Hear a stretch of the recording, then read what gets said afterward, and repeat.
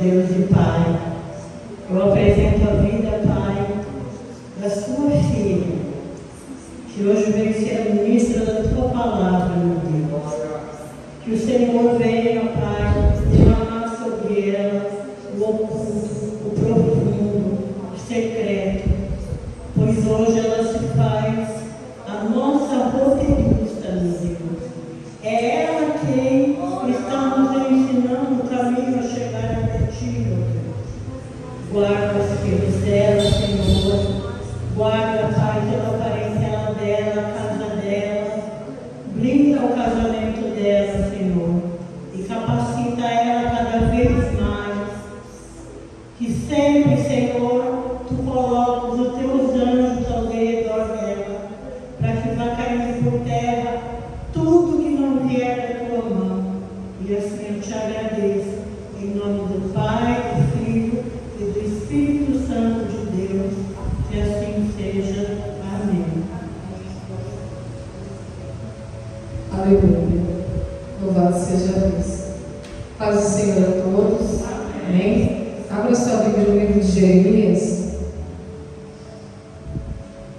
Jeremias capítulo 18.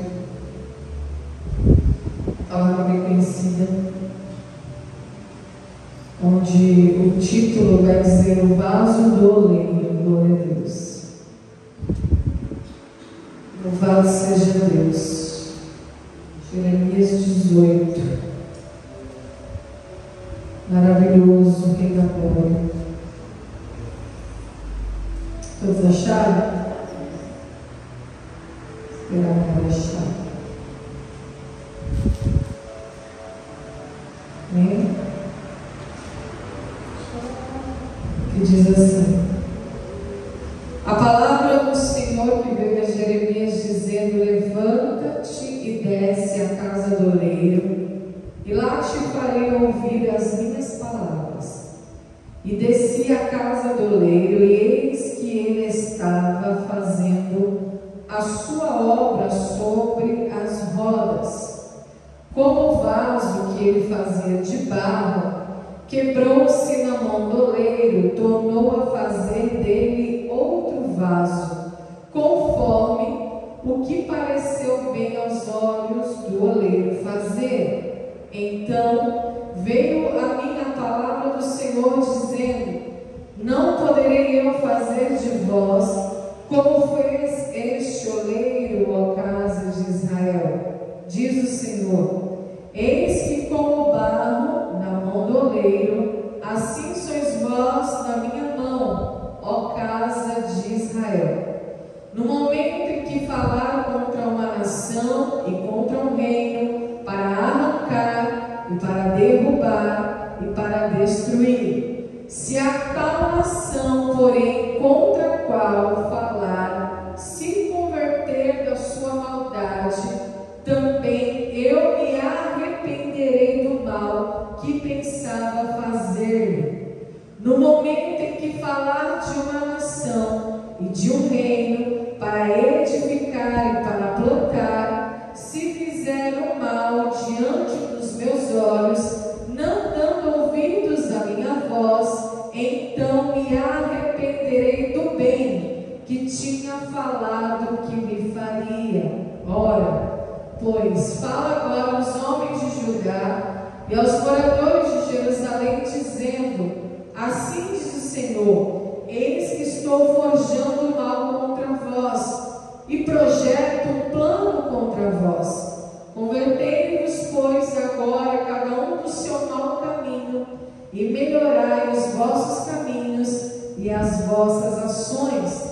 Mas eles dizem: não há esperança, porque andaremos segundo as nossas imaginações, e cada um fará segundo o propósito do seu mau coração. Amém? Pode se sentar. Louvado seja Deus. Nós costumamos muito ouvir essa palavra, apenas a pregação do versículo isolado, né? Geralmente até o 4, né? Mas nós vemos aqui um pano de fundo que é o contexto do que Deus ele deseja fazer. Então nós vemos aqui, irmãos, o profeta Jeremias recebendo a palavra do Senhor, e essa palavra ela vem com uma ordenança. E a ordenança é para que ele desça à casa do oleiro e observe o trabalho, o manuseio, o trabalho das mãos daquele oleiro. E naquela observação veio de novo a palavra do Senhor ao profeta, dizendo: não poderei eu fazer de vós como fez este oleiro, E a casa de Israel somos nós, igreja, que somos o povo de Deus, o povo escolhido de Deus, aleluia. E nós vemos aqui, irmãos, nesse cenário, que Deus ele queria enfatizar a sua mensagem ao profeta. Por isso que ele leva o profeta à casa do oleiro e mostra uma imagem para ele, para enfatizar a sua mensagem, para que ele pudesse crer, compreender claramente como o Eterno iria trabalhar na vida do povo. E nós somos esse barro, Nós somos esse vaso de barro. Deus é o oleiro que trabalha em nós. Só que nós precisamos entender que para o oleiro trabalhar no vaso, no barro, primeiro ele limpa o barro, Ele vai tirar as impurezas, as pedrinhas, toda aquela impureza, para que aquele barro ele fique limpo, para que ele possa trabalhar. Porque se ele usar a matéria-prima no estado original, ele não consegue fazer a peça, o formato que ele deseja fazer. Então, quando Deus ele nos tira do mundo e nos traz a tua presença, primeiramente ele vai fazer essa limpeza em nós. Então, quando Deus ele dá visão para o profeta Jeremias, ou seja, ele manda o profeta descer a casa do oleiro para observar o trabalho desse oleiro, ele não mostra o oleiro limpando o barro, ele já mostra o oleiro fazendo a obra sobre as rodas, E então significa que a casa de Israel, o povo de Israel já é um povo que já havia sido limpo por Deus, limpo pela sua palavra, Porque a palavra de Deus é a representação da água, da limpeza. Então, era um povo que Deus já havia limpado, só que era um povo que insistia ainda em endurecer, diante do propósito de Deus, diante do desejo, dos desígnios de Deus, aleluia. Então, a visão que ele tem é a visão dessa matéria-prima já preparada para ser moldada e também da força das mãos do oleiro, É isso que está escrito aqui. Ele está com a sua obra sobre as rodas girando, e a Bíblia diz que ele fazia um vaso de barro que quebrou-se na mão do oleiro. Então ele foi lá e tornou a fazer dele outro vaso, conforme lhe pareceu bem. Por que o oleiro está insistindo nesse barro? Porque ele está pronto para se transformar num vaso. Ele já foi limpo, já foi tirado as suas impurezas. Então assim somos nós também, igreja. Nós já fomos limpos, já foi arrancada a nossa impureza, mas agora nós precisamos passar pelo processo de transformação de barro para vaso, Porque o barro não tem formato, ele tem formato de nada, ele não tem significado, ele só está limpo, mas ainda não existe um significado para ele, uma importância, uma utilidade para o barro. Então ele precisa ser transformado no vaso para ter formato, para ter importância, significado e utilidade. Então, se ele se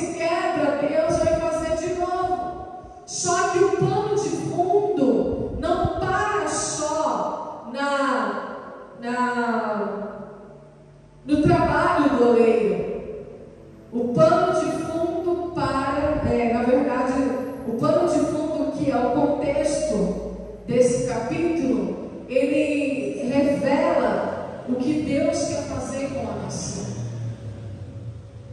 Essa é a maior revelação do capítulo 18 de Jeremias. O que Deus quer fazer com a nação? E ele fala: não poderão fazer de vós como fez este oleiro, a casa de Israel. Eis que como barro na mão do oleiro, assim sois vós na minha mão. O oleiro, ele faz o que ele quer. Ou ele transforma novamente, quando ele se quebra, num vaso novo. Agora, se o barro não estiver apropriado, se ele estiver endurecido, se não colocar umidade, e aquele barro for tão ruim, que não absorve aquela umidade, porque ele trabalha com a roda, ele trabalha com o barro e ele trabalha com a água, né? É um trabalho de artesão, ele vai jogando aquela água. Mas existe barro, igreja, tão ruim, que mesmo jogando água, ele não amolece, ele permanece duro. Então o oleiro é obrigado a colocar de lado, porque ele não consegue usar aquela matéria-prima.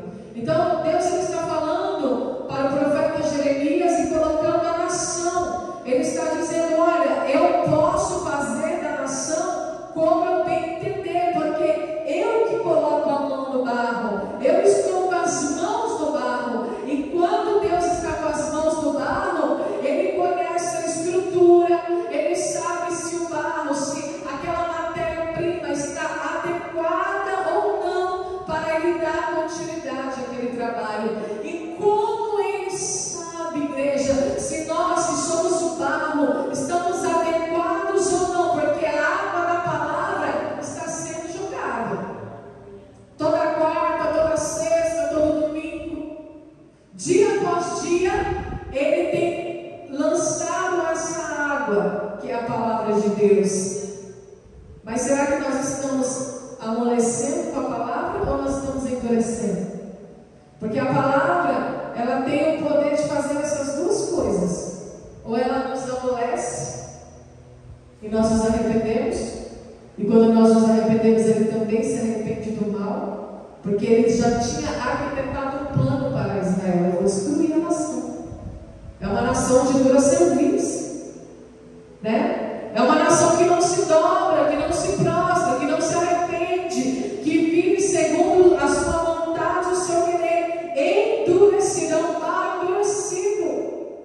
Só que ele ainda tem essa força, essa destreza de lançar água sobre o barro, e não só a força e a destreza de lançar a água, mas também, irmãos, de usar a velocidade, né, das rodas. Eu acredito que as rodas representam o tempo.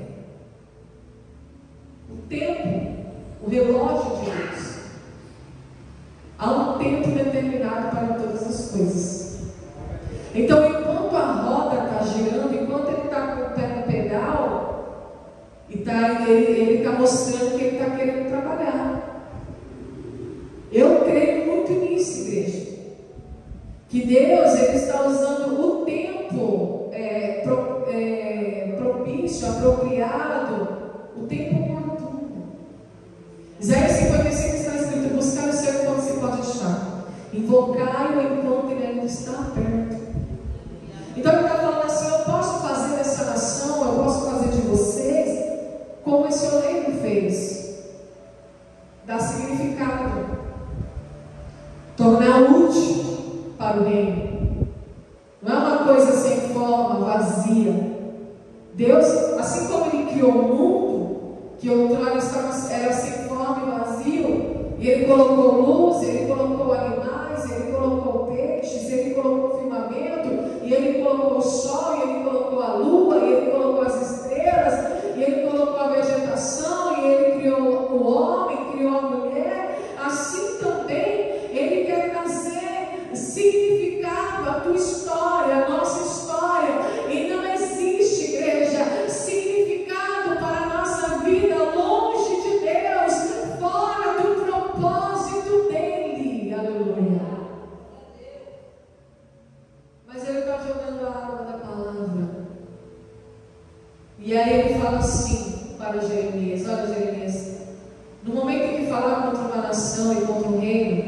Agora, para arrancar, para derrubar e para destruir. Porque Deus pode tanto arrancar, derrubar e destruir, quanto edificar e plantar. Porque Ele é o dono do tempo. Ele que está com o pé na roda. Há um tempo determinado para todas as coisas. Há tempo de plantar e há tempo de arrancar o que se plantou. Né? Há tempo de se aproximar, há o tempo de se afastar. Há o tempo de edificar e há o tempo de derribar. Há um tempo determinado para todas as coisas debaixo do sol. E Ele é o Senhor do tempo. Ele é o soberano. Ele é nosso Deus que está acima de tudo. Ele está sentado no seu alto e sublime trono. E Ele é o comandante, o governador. Ele é o que rege este universo. Ele pode fazer o que Ele quiser. Nós vimos aí o carnaval. O carnaval não é cultura. É um ritual satânico. Agora vai vir a consequência. Porque nada acontece até o carnaval. As coisas começam a acontecer depois do carnaval. Não é porque eu estou profetizando maldição em nada. É porque no mundo nada muda. As coisas se repetem e se multiplicam. A mesma iniquidade que nós estamos vendo hoje de homossexualismo, lesbianismo, incesto, homicídios, a mesma iniquidade que nós estamos vendo hoje, bebedice, carnalidade, relacionamento aberto, já existiu lá em Sodoma e Gomorra, lá no livro de Gênesis, já existiu. No primeiro livro da Bíblia. Então o mundo, ele não muda. As coisas elas vão se repetindo, só que vai se multiplicando a iniquidade. Ela vai crescendo, ela vai tomando uma grandeza, né? uma forma grandiosa. Porque vai aumentando a iniquidade, vai esfriando o amor. As gerações que estão vindo, já estão vindo com esse conhecimento dessa iniquidade, porque aumenta a tecnologia, aumenta a informação, as leis mudam, né, para dar guarida, né, a iniquidade. Então tudo isso vai acontecer. Então Deus está falando, olha, no momento que eu falar contra uma nação para arrancar e para destruir, e essa tal nação, porém, contra a qual eu falar se converter da sua maldade, também eu me arrependerei do mal que pensava em fazer. E se converter mudar de rota. Então qual que é a visão? Qual que é a imagem? O vaso se quebrou na mão do oleiro. Se converter é se quebrar, se amolecer. Sabe, a água da palavra vem, e ao invés de eu endurecer o coração e enrijecer e bater de frente, falar, não é isso que eu quero para mim, eu quero a minha vida, eu quero a minha vontade, eu quero os meus projetos, eu quero os meus planos, eu não preciso. Aí você amolece.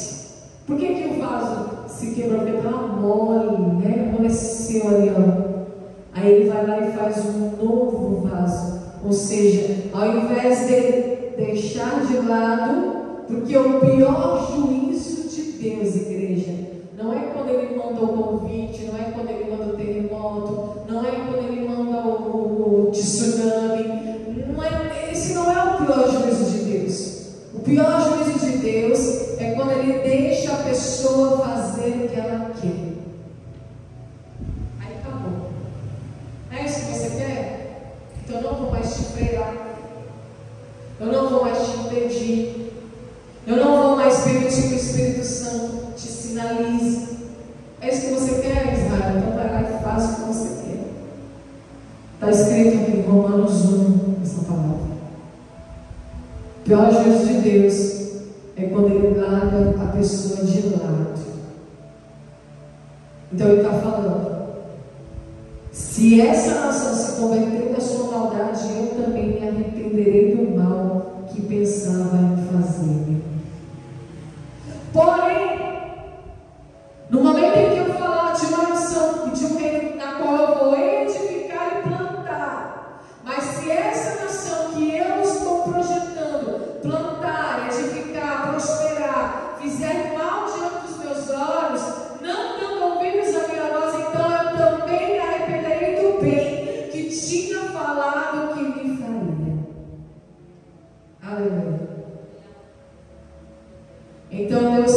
poder de destruir, arrancar, derrubar o barro, e também Ele tem o poder de edificar. Aleluia. O barro que somos nós.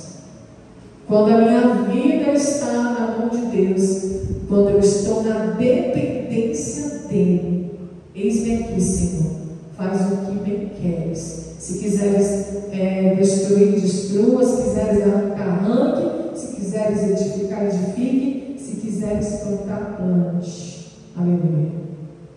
Olha o que ele está falando. Ele pode se arrepender tanto do mal que ia fazer, quanto do bem que desejava fazer. Por isso que nós somos esse barro. Ele nos molda. Quando eu sou esse barro na mão do oleiro, eu me torno dependente dele. Então ele me molda. Não é a circunstância que me molda. A circunstância, ela vem, ela aparece para me dar crescimento, experiência de fé diante dele. Mas quando eu deposito a minha fé nele e deposito a minha total dependência em Deus, então ele me molda de acordo com o querer dele. Ele não quer o nosso mal, igreja. Aleluia. Ele quer o nosso bem. Então aqui prova o 7, o 8, o 9, prova que Deus, ele está à disposição, ele está disposto a nos perdoar e reconsiderar o seu julgamento. Ele sempre está disposto a isso, a reconsiderar o seu julgamento. Então esse é um alerta, né, que ele estava dando ali, um alerta por meio do profeta Jeremias. Mas qual que é o maior desejo de Deus? Era desviar a sua ira e poder se compadecer do seu povo. Por isso que ele espera, igreja, arrependimento da nação. Agora o que a igreja tem que fazer? Orar, jejuar. Porque foi aberto um portal, e contra a casta de demônios, essa casta de demônios, ela só pode ser derrotada, ser destruída com jejum e oração. E agora nós temos que orar e jejuar para nós. Cabe a nós, que somos o barro que já foi moldado, que já se tornou um vaso para ser útil na mão do oleiro. Então nós temos que ser úteis na mão do oleiro, né? Glória a Deus. Então não existe um destino traçado ou um propósito inalterável nas nossas vidas. Nós precisamos compreender, irmãos, que Deus, ele corresponde às nossas atitudes e entender a importância da obediência. Então, esse capítulo 18 de Jeremias não fala só apenas de um vaso, porque é muito bonito você ver o pregador pregando isso aqui. Ele dá muita ênfase. Ele vai te transformar, ele vai te libertar, ele vai te fazer um vaso novo. Ele dá muita ênfase para essa parte aqui, mas ele esquece do pano de fundo, do contexto da história. Que Deus, ele corresponde às nossas atitudes. Aleluia. Se ele planejava o mal e a nação se arrepender, ele se arrepende do mal. Mas se ele planejava o bem e a nação praticar o mal, ele também se arrepende do bem. Porque tudo está nas mãos dele. Por que ele mostra o oleiro com a mão no barro? Para mostrar que tudo está nas suas mãos. A nação está nas mãos dele. O poder está nas mãos dele, aleluia. Nós somos livres, igreja, para escolher as nossas atitudes. Ele não age segundo um juiz, né? Como é que fala? Carrasco, não.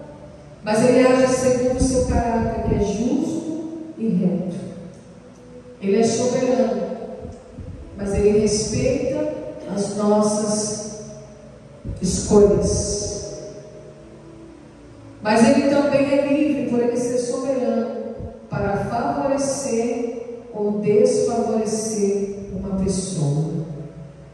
Então Ele pode me favorecer segundo as minhas atitudes, mas Ele também pode me desfavorecer segundo as minhas atitudes. Aleluia. Então Ele pode mudar os planos em relação às nossas vidas e nos dar uma nova oportunidade de mudança e de progresso. Jeremias esperava que a nação se arrependesse. Ele teve essa fé, ele chorou para isso acontecer. Mas o que aconteceu, irmãos? A nação não se arrependeu. Está escrito aqui, ó. Mas eles dizem: não há esperança, porque andaremos segundo as nossas imaginações, e cada um fará segundo o propósito do seu mau coração. Deus falou: melhorai os vossos caminhos e as vossas ações. Fala agora, Jeremias, aos homens. É a mesma coisa que a gente chegar lá no impacto, aí a gente se mobilizar para fazer um impacto de carnaval e falar para aquele povo: arrependei-vos, melhorai os vossos caminhos, melhorai as vossas ações, e aquele povo falar para nós: olha, nós não vamos mudar porque nós estamos assim, segundo a imaginação do nosso coração, segundo as obras do nosso coração. Jeremias esperava que a nação se arrependesse, a fim de não ser julgada por Deus, mas ela decidiu seguir a dureza do seu coração. Então, como um vaso na mão do oleiro, assim somos nós, que recebemos a água da palavra, e que nós possamos nos prostrar diante dele, dia após dia, com o coração contrito e quebrantado, e falar: Senhor, não é um coração duro que nós queremos apresentar ao Senhor, mas sim um coração contrito e quebrantado, para aproveitar a cada dia a nova chance e a nova oportunidade que o Senhor nos dá, para sermos úteis para o reino, úteis para o Senhor. A palavra do Senhor diz assim: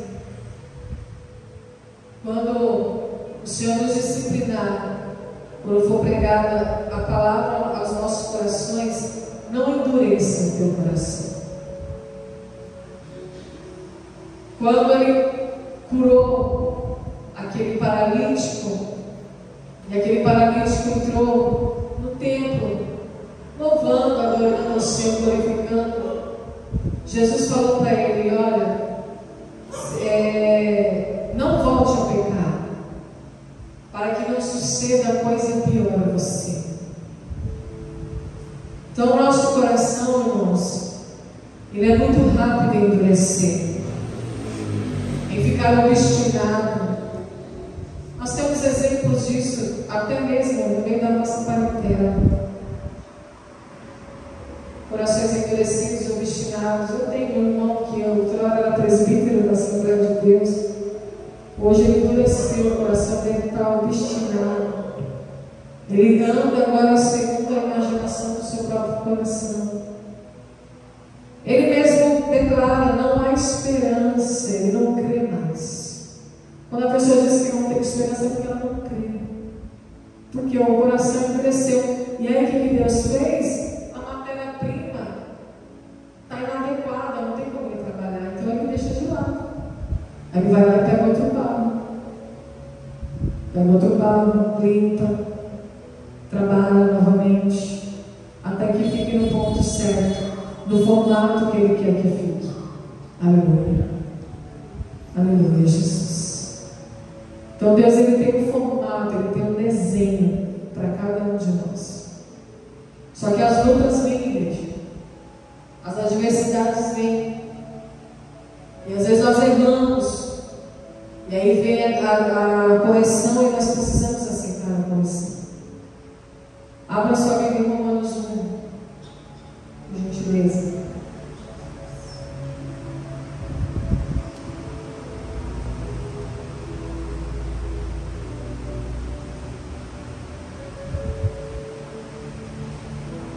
Aleluia.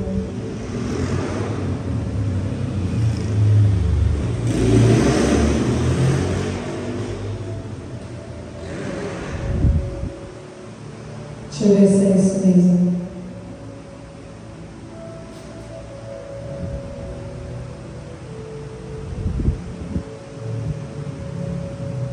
Glória a Jesus. Ou é 1 ou 8? É 1 mesmo. Vamos ler a partir do 18. Olha só, irmãos. Essa palavra me dá arrepio. Que diz assim, no 18, Romanos 1,18.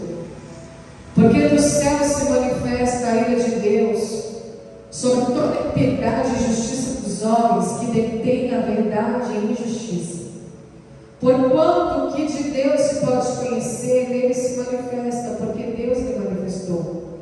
Porque as suas coisas invisíveis, desde a criação do mundo, tanto o seu eterno poder como a sua divindade, se entendem e claramente se veem pelas coisas que estão criadas, para que elas fiquem inexcusáveis. Porquanto, tendo conhecido a Deus, não glorificaram como Deus, nem lhe deram graças, antes em seus discursos se desvaneceram, e o seu coração insensato se obscureceu. Dizendo-se sábios, tornaram-se loucos, e mudaram a glória do Deus incorruptível, em semelhança da imagem de homem corruptível, de aves, de quadrúpedes e de répteis, as imagens. Aleluia. Por isso também Deus os entregou, olha, Deus os entregou às concupiscências, aos desejos dos seus corações, à imundícia, para desonrarem seus corpos entre si. Quem que entregou eles aos seus próprios desejos? Deus. Deus os entregou aos seus próprios desejos, à sua imundícia, para desonrarem os seus corpos entre si. Não é isso que acontece no carnaval? Imagens, quadrúpedes, aves, imagem de homem corruptível, de aves, de quadrúpedes e de répteis. Tem ou não tem isso no carnaval? Eles adoram essas imagens. Então Deus os entregou às consciências dos seus corações. Esse é o pior juízo que existe. É o juízo mais terrível que existe. Porque essa pessoa, ela vai viver de uma maneira desenfreada e obstinada, porque a alma, ela não se sacia, ela é insaciável. Você pode ver que a prostituta, ela começa a vender seu corpo a trabalhar, e é difícil para ela sair desse ramo, mesmo depois que ela enriquece.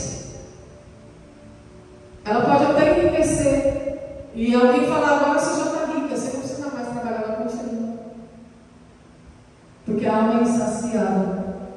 Então Deus entrega, está vendo, a imundícia para desonrar os seus corpos entre si. E isso acontece no carnaval.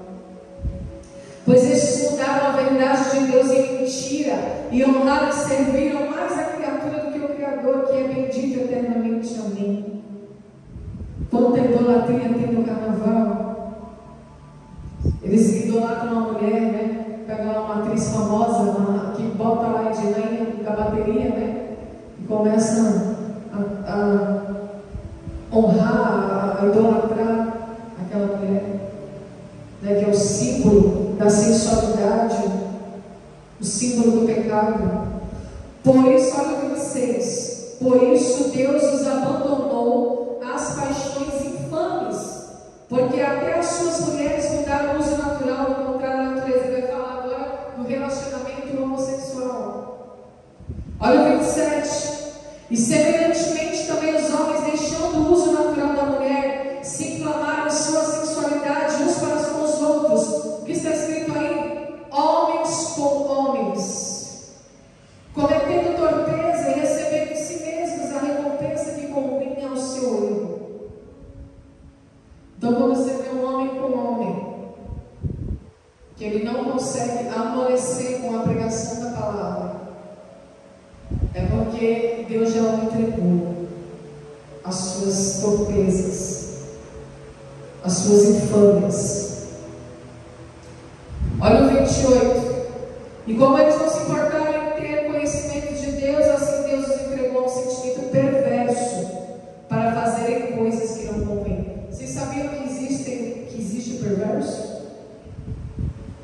Existe o homem perverso. E este não vai ter salvação. Você sabia disso? Existem homens que já foram destinados ao abismo, à condenação. Homens perversos, de natureza, não se convertem. E por que não se convertem? Porque Deus os deixou de lado.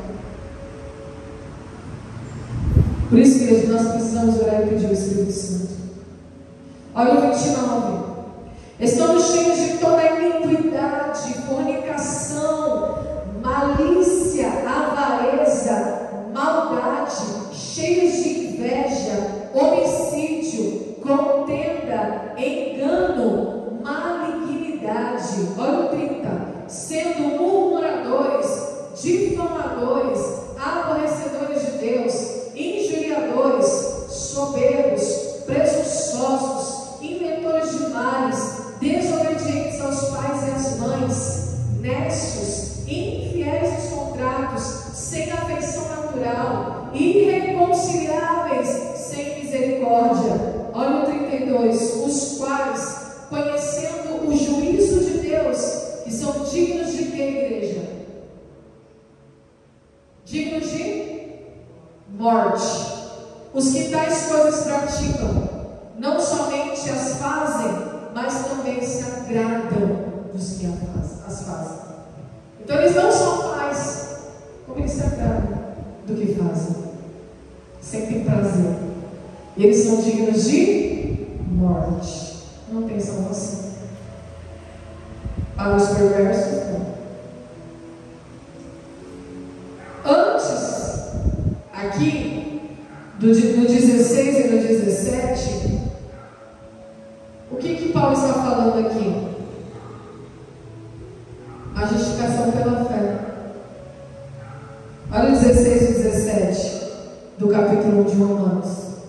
Porque não me envergonho do Evangelho de Cristo, pois é o poder de Deus para a salvação de todo aquele que crê, primeiro do judeu e também do grego, porque nele se descobre a justiça de Deus, de fé em fé, como está escrito, mas o justo viverá pela fé. Nós vivemos pela fé. Eu não vivo pelas emoções, eu não vivo pelos sentimentos, eu não vivo pelas circunstâncias, eu não vivo pelos desejos da minha carne, eu vivo pela fé. Então nós somos justificados, igreja, pela fé.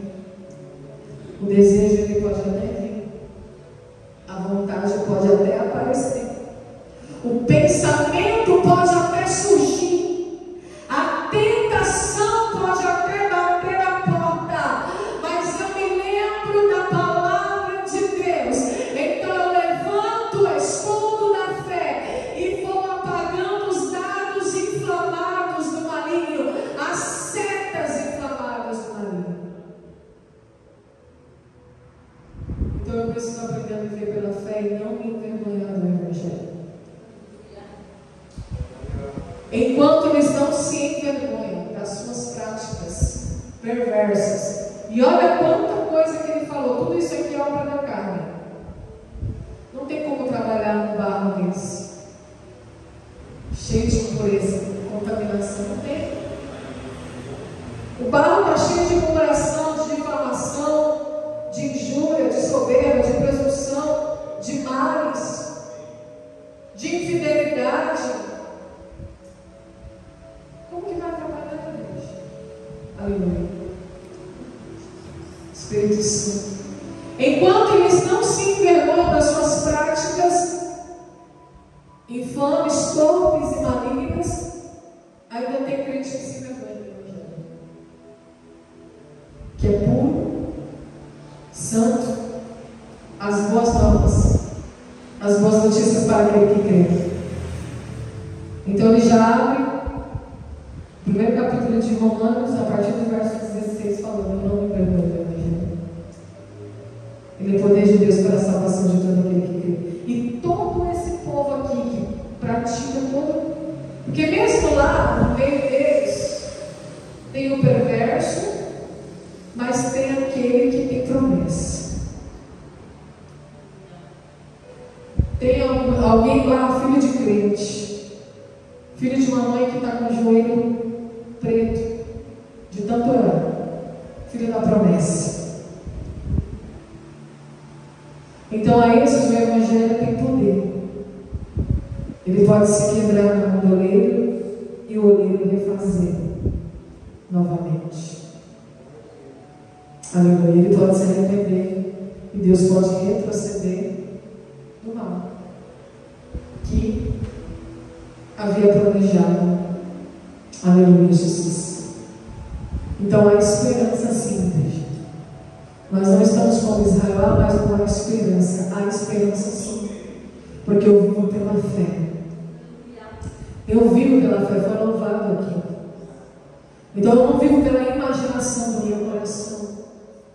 Então se eu vivo pela fé, eu tenho que crer e confiar no autor e consumador da nossa fé. Aleluia. Jesus Cristo de Nazaré. Então que nós vamos nos derreter a cada dia, igreja. Amolecer a cada dia o nosso coração, nos prostrar, nos humilhar a cada dia, para que Ele se compadeça de nós, para que Ele se arrependa do mal, para que Ele nos favoreça, nos dê vitória, para que Ele edifique e plante, aleluia, no nosso caminho. Amém? E que o nome dele seja glorificado, e que nós possamos orar por aqueles que têm promessa de resgate e de salvação, no nome de Jesus. Amém? Vamos colocar em pé, o pastor vai fazer a oração final. Deus abençoe. Vamos orar em Jesus Cristo. Senhor, meu Deus, meu Pai, em nome de Jesus Cristo, nesta noite nós te damos graça, Deus, por esta palavra, nós te damos esta oportunidade, Deus, e por este momento onde recebemos a mensagem de paz, a mensagem de transformação, de mudança, a mensagem de restauração, Senhor. Que nesta noite, Deus, eu quero abençoar também a vida do pastor René, Deus, que está na sua casa, que está melhorando, graças ao nosso bom Deus, que o Senhor venha fortalecer a sua saúde, Deus, seu pulmão, Deus. E se tiver mais alguma coisa ali para o Senhor vai trabalhar, Deus, em nome de Jesus Cristo, pois Ele está ligado no Senhor, está ligado em Ti, Deus. Sabe, Deus, que é o Senhor que cura, é o Senhor que liberta toda enfermidade, em nome de Jesus Cristo, Pai. Abençoe também aquele que estiver aqui hoje, Deus, tu sabe, Deus, mas que nós tenhamos uma noite, Deus, que nós tenhamos uma noite de sono, de descanso, Pai, uma quinta-feira mais abençoada, Pai. Nos leva, Deus, para o nosso lado, na mesma noite que nos trouxe, Pai, com a tua presença, Deus. Nós te pedimos e te agradecemos em nome de Jesus. Amém. Que a graça do nosso Senhor Jesus Cristo, o grande amor de Deus, a comunhão dos Espíritos de Deus, não somente hoje, mas por toda a eternidade, que você vive nesta noite.